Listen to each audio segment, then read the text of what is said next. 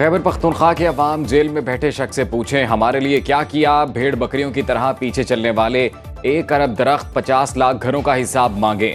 नवाज शरीफ का अपनी छत अपना घर स्कीम के इजरा की तकरीब से खिताब। बोले पंजाब पर यलगार करते हो, आंसू गैस के शेल साथ लाते हो, सूबों में लड़ाई कराना चाहते हो, ये तुम कभी नहीं कर सकोगे। हमें कभी 2.5 साल और कभी 3 साल बाद फारिग कर दिया गया। साकिब निसार की ऑडियो आज भी मौजूद है जो कहता है नवाज और मरियम को जेल में रखना है। किसी ने पूछा फैसला देने वाले जज कहां चले गए। हमने IMF को थैंक यू वेरी मच कहा, ये दोबारा ले आए।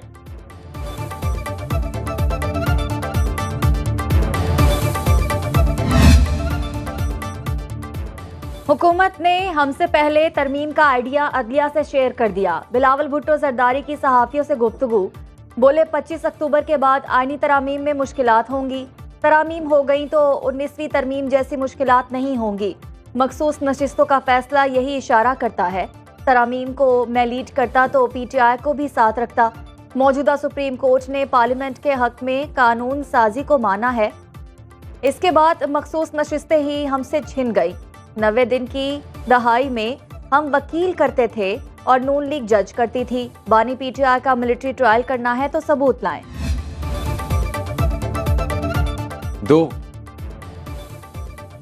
दो हफ्ते में आईनी तरमीम से मुतल्लिक मामलात वाजे हो जाएंगे। नून लीगी सेनेटर इरफान सिद्दीकी की मौलाना फजलुर रहमान से मुलाकात के बाद गुफ्तगू। कहा किसी आईनी तरमीम का जस्टिस फायज ईसा या जस्टिस मंसूर अली शाह से कोई ताल्लुक नहीं। मौलाना का मौकिफ है आईनी अदालतें होनी चाहिए। वो चाहते हैं आईनी पैकेज में आइन से मुतसादम कोई चीज ना हो। हम नहीं चाहेंगे मौलाना के बगैर आईनी तरमीम हो। PTI वालों को मौलाना मुतमिन कर लेते हैं तो हमें कोई एतराज नहीं। आर्टिकल 63 से मुतल्लिक अदलिया गलती की इस्लाह करने जा रही है। पीपल्स पार्टी के नवीद कमर की भी मौलाना फजलुर रहमान से मुलाकात।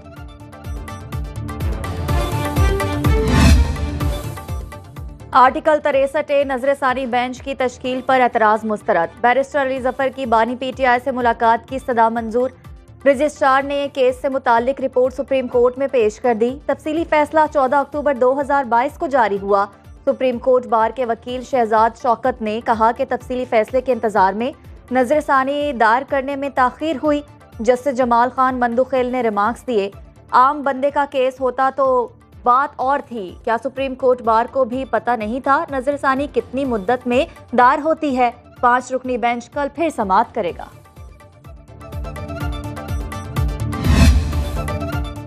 सुप्रीम कोर्ट में PTI के वकील की चीफ जस्टिस काजी फायज ईसा से तल्ख कलामी। आर्टिकल 63 नजरसानी समाअत के दौरान मुस्तफिन काजमी अचानक रोस्ट्रम पर आ गए। कहा हमारे 500 वकील बाहर खड़े हैं, देखते हैं आप हमारे खिलाफ फैसला कैसे देते हैं।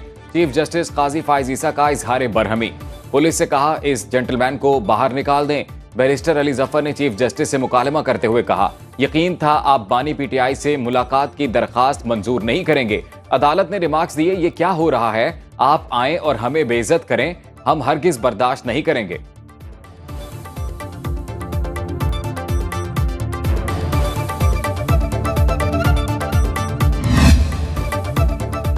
पंजाब हुकूमत ने अपना घर अपनी छत स्कीम का आगाज कर दिया। वज़ीर आला मरीम नवाज का 5 लाख घरों के लिए कर्जा देने का ऐलान। तकरीब से खिताब में कहा आवाम की खिदमत करने आई हूँ, गालम गलोच का जवाब देने के लिए वक्त नहीं। अडियाला में कैद शख्स ने कभी गंडापुर को आवाम की खिदमत का कहा। जेल से हमेशा यही पैगाम आया आग लगा दो, फसाद फैला दो। उनका मकसद है पाकिस्तान को नहीं चलने देना। किसी को पंजाब में आग लगाने की इजाजत नहीं देंगे।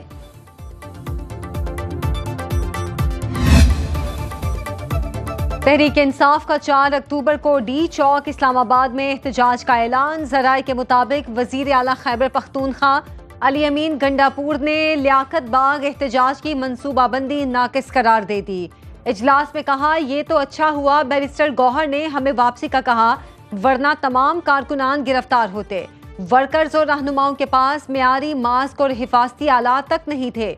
इस बार मखसूस और तरबियत याफ्ता दस्ता काफिलों से पहले चाहे, जेब से खर्चा करें और D चौक में एहतजाज कामयाब बनाएं। तोशाखाना 2 केस में फर्द जुर्म 5 अक्टूबर तक मौखर। बानी PTI और बुशरा बीबी के खिलाफ रेफरेंस की अडियाला जेल में समाअत। मुल्जिमान की जानिब से वकला मुकर्रर ना करने की वजह से फर्द जुर्म आयद ना हो सकी। बानी PTI और बुशरा बीबी के खिलाफ 190 मिलियन पाउंड केस की भी समाअत। नैब की आखिरी गवाह पर जिरह मुकम्मल ना हो सकी। कल फिर समाअत होगी।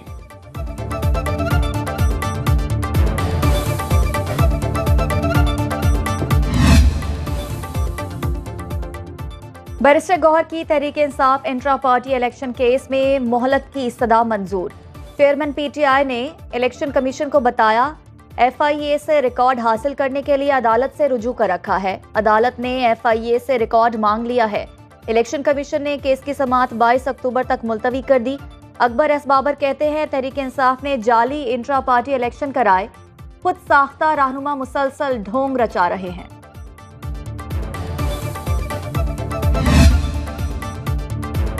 इस्लामाबाद के 3 हलकों की इलेक्शन ट्राइब्यूनल मुंतकिली, असल रिकॉर्ड तलब। इलेक्शन कमीशन ने नून लीग के अंजुम अकील, तारिक फजल चौधरी और खुर्रम नवाज की दरख्वास्तों पर ऑर्डर जारी कर दिया। ऑर्डर के मुताबिक इलेक्शन कमीशन ने केसेस मुंतकिली और ज़िमनी दरख्वास्तों का जायजा लिया। अदालती फैसले के मुताबिक दरख्वास्त गुजारों के उठाए गए सवालात का दरख्वास्त देखे बगैर फैसला नहीं किया जा सकता। ट्राइब्यूनल हलकों से मुतालिक दरख्वास्तों का असल रिकॉर्ड इलेक्शन कमीशन को फराहम करे।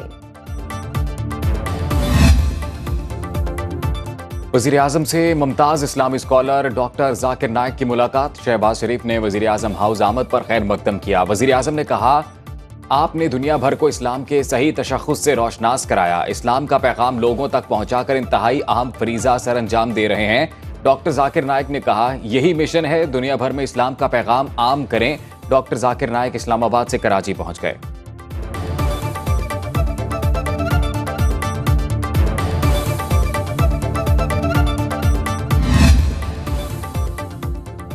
मलेशिया के वज़ीर आज़म अनवर इब्राहिम 3 रोज़ा दौरे पर पाकिस्तान पहुंच गए। वज़ीर आज़म शहबाज शरीफ ने मोअज़्ज़ज़ मेहमान का पुरतपाक इस्तकबाल किया। 21 तोपों की सलामी दी गई। तर्जुमान दफ्तर खारजा के मुताबिक दौरे में दोनों ममालिक के ताल्लुकात को मजीद मुस्तहकम करने के एजेंडे पर तबादला ख्याल किया गया। मलेशियन वज़ीर खारजा मोहम्मद हसन की वज़ारत खारजा में नायब वज़ीर आज़म इसहाक डार से मुलाकात।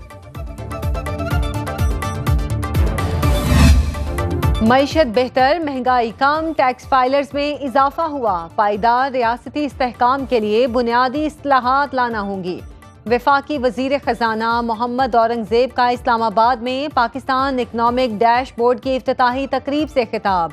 कहा वजीर आजम का हुक्म है सिर्फ पॉलिसी फ्रेमवर्क देगी। बैंकिंग सेक्टर सरमायाकारों को सहूलत फराहम करेगा। इस्लाहात मुकम्मल कर लें तो ये IMF का आखिरी प्रोग्राम होगा। मुआशी इस्तेहकाम की बेहतरी से आम आदमी की मुआशी मुश्किलात कम होंगी। बैंकों के अकाउंट होल्डर्स के लिए बड़ी खबर। किसी भी बैंक के दिवालिया या नाकाम होने की सूरत में अकाउंट के तहफ़्फ़ुज़ की हद 5 लाख से बढ़ाकर 10 लाख रुपए मुकर्रर। स्टेट बैंक ने सर्कुलर जारी कर दिया। 96% अकाउंट होल्डर्स को डिपॉजिट प्रोटेक्शन कॉरपोरेशन का तहफ़्फ़ुज़ हासिल हो गया। जब भी स्टेट बैंक किसी भी बैंक को नाकाम या दिवालिया करार देगा, उस बैंक के 10 लाख रुपए तक के अकाउंट होल्डर्स को हर सूरत रकम की अदायगी की जाएगी।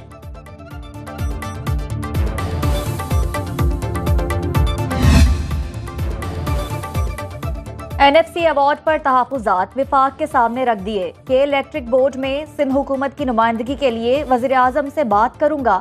वज़ीर आला सिंध सैयद मुराद अली शाह का कराची में तकरीब से खिताब। बोले PTI की हुकूमत में मईशत से खेल खेला गया। गलत फैसले ठीक करने में वक्त लगेगा। अब बुरी हुकूमत आई तो मईशत सुस्त रवि का शिकार हुई। मिसाक़े जमहूरियत में जजेस की सिलेक्शन का तरीक़ाकार तय है।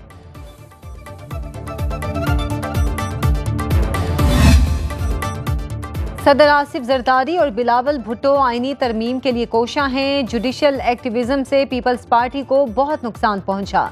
वजीर इत्तला सिंध शर्जील मेमन की न्यूज़ कॉन्फ्रेंस। लोगों को 25-25 साल तक अदालतों से इंसाफ नहीं मिलता। इस वक्त लाखों मुकदमात इल्तवा का शिकार हैं। कोई शख्स 20 साल कैद में रहा लेकिन अदालत ने फैसला दिया वो बेगुनाह था। आइन से जमहूरी हुकूमतों के खात्मे की शिकें खत्म करेंगे।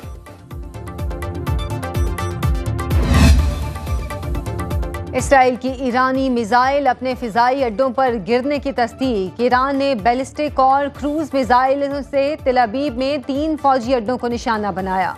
ईरानी मीडिया का हमलों में 20 F-35 तैयारे तबाह होने का दावा। सुप्रीम लीडर आयतुल्लाह खामनाई कहते हैं इसराइल पर अगला हमला इससे कहीं ज्यादा तकलीफदेह होगा।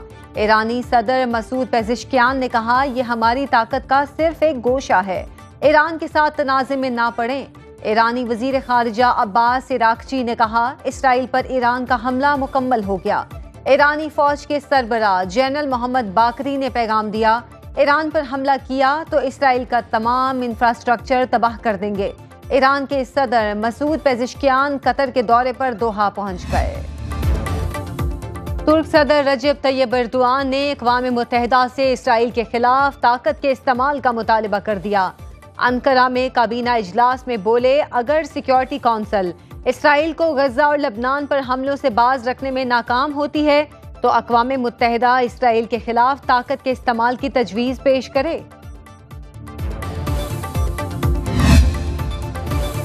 पंजाब हुकूमत ने स्मोक के खिलाफ कार्रवाइयों की रिपोर्ट जारी कर दी। महकमा माहौलियात पंजाब ने सूबे में 12,540 मकामात पर कार्रवाइयां की। स्मोक का बायस बनने वाले भट्टों समेत 117 इमारतों को गिरा दिया। 594 फैक्ट्रियां सील, 361 मुकदमात दर्ज किए गए।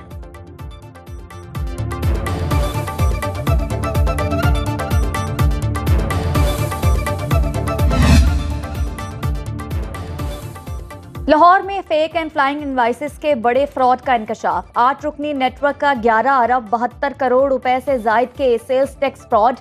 FBR ज़राए के मुताबिक मुल्क भर की 900 कंपनियां और association of persons fake and flying invoices की खरीदार निकली। FBR ने तहकीकात का दायरा वसी कर दिया।